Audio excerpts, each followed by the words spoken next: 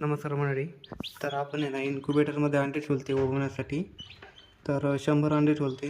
त्यापैकी 17 अंडी खराब झाल्यात आणि बाकीची पिल्लं निघालेली आहेत. इथे 4 पिल्लं आहेत. हे आत्ताच जस्ट हे झालेलं आहे.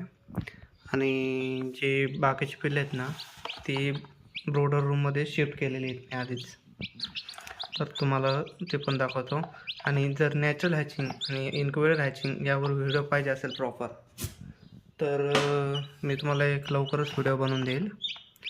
माझ्याकडे नॅचरल पद्धतीने पण हॅचिंग केलं जाते. त्या पिल्लांमध्ये आणि या पिल्लांमध्ये काही जण म्हणतात खूप फरक असतो, पण ॲक्च्युअली तसं काहीच नाही आहे. याचा पूर्ण डिटेल्स व्हिडिओ मी नक्कीच बनवेन. तोपर्यंत आपल्या व्हिडिओला तुम्ही लाईक करा, चॅनलला सबस्क्राईब करा आणि व्हिडिओ आवडला तर शेअर करा.